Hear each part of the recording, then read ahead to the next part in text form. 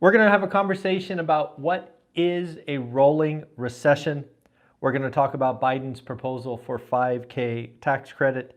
That and much more on your daily financial news. I just realized that my hat's not very visible. Anyways, got to do the work. So let's start off with the latest from Altos Research.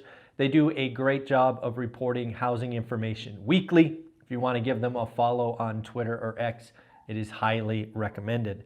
From Altos Research, active inventory is up 1.1% week on week, 24% year on year, and interestingly enough, up 102% in 2 years. Yes, folks, 2 years ago, we were at the depths of inventory. We were getting bidding wars and craziness was ensuing. But what happened with new listings for the week? New listings were 60,000 new listings. However, something we talk about is pendings, right? So 60,000 new listings. We had 67,000 new pendings. Now, of course, all of those pendings will not close. There are lots of reasons that transactions fall apart. But I find it interesting that pendings are once again, new pendings are once again above new inventory. The last thing to mention about this week of data. This week of data was put together before rates fell below 7%. I believe we will see the impact of rates in the sixes, not really this week, but the following week. It takes a while for the consumers to really figure out what's going on. I will be staying tuned to what Altos Research is sharing every week, frankly. But the next 2 weeks, like 2 weeks from now, we're going to find out, is marginal demand coming back? And where will we see it first? We will see it first in pendings. That's where I will be looking because, again, it takes a long time for closings, all of those things. Will pendings really shoot up? My guess, prediction, whatever, smoke signals, crystal ball, says that we are going to see pendings accelerate a bunch in 2 weeks. Again, this week, 67,000 new pendings, 60,000 new listings. We will see where we go from here. New in contract up 4%, 390,000. Price reduction, Mike at Altos Research is telling us to watch this. Price reductions are ticking up. They're now at 31.4%. Long run historical average, of course, is 33%. Again, it is ticking up. Mike is highlighting it, so I bear witness that he knows what he's doing. So let's keep watching price reductions. How about Chris Williamson? I don't know if you watch Chris Williamson. He has an amazing podcast and amazing guests. I heard a quote from him the other day that I thought really resonated with me. Hopefully resonates with you, the One Rental at a Time community, with what we are trying to do, what I am hoping to bring to you each and every day. This is Chris Williamson. I believe he was quoting someone else, but I did not catch the name. Chris said, "The magic you are looking for is in the work you are avoiding." A lot of you come to this channel thinking about becoming a real estate investor, thinking about, doing more things in investing. Again, the magic you are looking for is in the work you are avoiding. Do you have a buy box? Are you looking at it daily? Do you know how much discretionary income you have? Do you just all of these things? We try to give it to you each and every day, but which of the things that we talk about are you avoiding? If you need some help, you need some role models, you need to get in good communities, buy the course, join the Facebook group, all of that. But that hit pretty close to home for me. How about Case Schiller? The doomers and crash bros keep telling us a crash is coming. Well, not this month. Case Schiller says that year on year, prices were up 6.1%. I'm sorry, they last were up 6.1%. Sorry, Sonny wants to say hi to you all. What are you doing? You just not happy? Yep, Sonny wants to come in and say hi. So Case Schiller last was up 6.1. Expectation was 6.7. Actually came in at 6.6. No, you're not supposed to play with the microphone. So again, and it was up 0.14 month on month. So again, I am hoping for 2024 to be a flat price model. We need to fix the housing market. We can't do that if prices keep going up and up and up. But yes, that was what case Schiller brought. We did get U.S. durable goods. This is not a number that you and I talk a lot about, but let's talk about what is a durable good so you understand the importance, and then talk about what happened. So a durable good is something that is bought infrequently and typically lasts 3 years or more. Think electronics, think a washer and dryer, for example. So again, this is often something that economists like myself look at for the health of the consumer. Hey buddy, how you doing? Oh yeah, the bridge collapse. I'm sorry about that. I saw a clip of that. That's horrible. Horrible. Pray for all the folks that were impacted by that. If you guys haven't seen it, there was a cargo ship that took out a bridge. I don't know how that happens, but yes, pretty horrible event. But back to durable goods. These are not purchased often and last 3 years. So again, it is often somewhere that consumers, you and I, will cut back. Like, hey, I'll wait to get a new fridge. I'll wait for a new washer dryer another year, right? So durable goods were, let me get the number, they were estimated to be up 1.2%. They were actually up 1.4%. It is important to note that last month they were down 6%, 6.1%. So very, very interesting. Man, Sonny, you're getting heavy. So let's talk about a rolling recession. This is something, again, I think is becoming more and more likely. I'm not calling it the base case yet, but it's something I feel like you and I have to talk about because rolling recessions are not normal. A lot of economists talk about 1991 being the last time there was a rolling recession, and kind of. But again, this is something you and I should talk about. So what is a hard landing, or AKA a typical recession? I'm going to read the definition. Typical recession is a significant decline in economic activity that spreads across the economy, lasting more than a few months. This is what we had in the Great Recession, what we had in the dot-com bust, and many others. It took out the entire economy. Consumers, the backbone of the economy, pulled back. Everybody was afraid. It was simultaneous and comprehensive. That is your typical recession. That is what most of us are used to.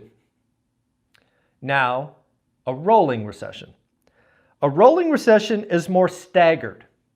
It is impacting different sectors at different times.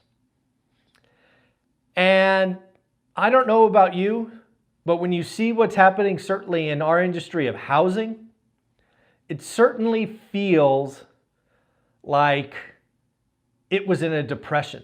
We saw real estate transactions fall from 6.8 to, what was it, 3.8, 3.9 million. Certainly depression levels when you get cut 50%. We've seen manufacturing contract. We've seen other parts of the sector. So again, I think we need to acknowledge that we might all be looking at historical charts and evidence and the yield curve and all of these things, not realizing that this time the economy might be in a delayed rolling recession. A rolling recession means that GDP doesn't necessarily go negative. It means certain sectors, again, staggered sectors, will go into recession or decline as others are growing. Again, let's talk about housing. With what is going on in housing today, we are seeing more and more transactions. We should do 4.2 to 4.3 million in existing home sales. We might do 650 to 700,000 new home sales. That is an improvement. We are actually having housing be a net positive to GDP, while other sectors may be in contraction. So again, I think it is important to think about a rolling recession, because if you're making investment decisions and you are one of those bears or doomers or whatever, and all you think about is the next great recession is coming, you may make decisions that are ill-timed and unfortunate. So again, just think about it. I'm not predicting one way or another. I'm just saying it's more likely than it was a year ago that the U.S. will go through a rolling recession. And the biggest thing that I think the doomers are not talking about, frankly, is M2 money supply. M2 money supply, if you don't know, has been contracting, but if you zoom out if you zoom out, you can see just how much money is still in the system. And I do think it is that excess money printing, creation, whatever you want to call it, from the last 2 years, that is like the pig and the python, or whatever the analogy is. It is going to take a long time to kind of chew through that. So I am not one that thinks the decline in M2 money supply is the call for the next Great Depression. What I would tell anybody who thinks that is, please zoom out. Yes, M2 is negative. Yes, M2 is negative for the first time since the Great Depression. I get it. It's a catchy headline. But zoom out. It is still positive. It's just not as positive. And we have so much more in there. And again, if you haven't figured out that inflation is a feature, not a bug, you will make unfortunate decisions and be left wondering what happened when time comes. So again, that's what a soft landing is. How about President Biden? We need to talk about his $5,000 tax credit, which I hear will be $400 payments for 2 years. So again, it's like 10 grand, I guess, 9,600. His prediction is that this credit will help 3.5 million people buy a home. This will help 3.5 million people buy their first home. Frankly, that math doesn't calculate to me. So again, just if you put it out there, 3.5 million over 2 years is 1.75 million every year. As we heard, what was it, last week? Home sales, the new home buyers were only 26% of the market, where historically there are 40. So I agree with President Biden. He is looking at the right area, first-time home buyers. Unfortunately, I believe you fix it with supply, not more demand. What happens when you have a constricted supply and you give people free money? What happens? The people who can compete use the free money to pay even more. So I am not one economist who thinks you fix the housing market by creating more demand, especially more demand in the most acute pain point, entry-level homes. I think it is a recipe for higher home prices, higher rent, and sticky inflation. I do not think it is a good idea, but again, no one asked me. So again, I think you fix it by supply. Let's encourage home builders, both big and small, to build entry-level homes. Take that $10,000 or whatever it is, lower the building permitting process or zoning or whatever it is. We need more homes. To that point, John Burns Real Estate Consulting put out an excellent piece. John Burns Real Estate Consulting said, we need 1.86 million new homes built every single year until 2033. I'll say it again, I'll use round numbers. We need the home building industry to build 1.9 million homes a year for the next 10 years to get back to supply-demand balance. Unfortunately, builders are only building 1.4 million. So every year we are falling 500,000 units behind. And here's the deal. The builders know what they're doing. The builders know what they're doing. They are not building supply to match demand, hence their profit margins, hence all of these things. It's simple business 101. We need to fix that, President Biden. We need to fix that. A couple other things to point out. Is the economy slowing down? I don't know if you saw this. We heard from Gucci last week that China demand is down 20%. Apple says, hold my beer. Apple says iPhone sales in China down 33%. Yes, folks, I do believe the Chinese economy, especially the middle and upper middle class, the people with discretionary income are scared. Their housing market is atrocious and only going to get worse from here.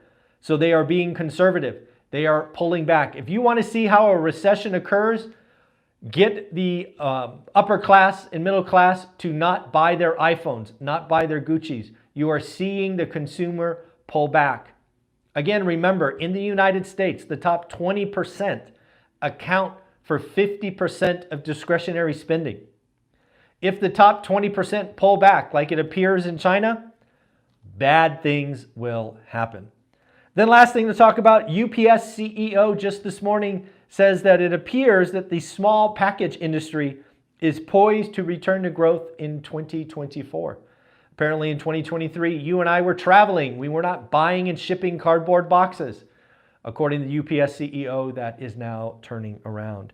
Alrighty, folks, like, subscribe, become part of the family. For the folks that bought the course yesterday, I have already given you access to the Vegas event. One of you actually purchased the course plus the 30-minute mentoring. I went ahead and gave you the Vegas event, the buy box, and something else. So again, if you want to become part of the family, buy the course. I'll give you some free stuff. Join the Facebook group. Do the work, do the work, do the work. Remember Chris Williamson, the magic you are looking for is in the work you are avoiding. That's what we do here. We talk about the buy box, discipline, getting in front of groups that are doing the same thing. Thank you for being here. We got 122 people watching at the moment, 25 thumbs up, and I hope you have a great day. Later.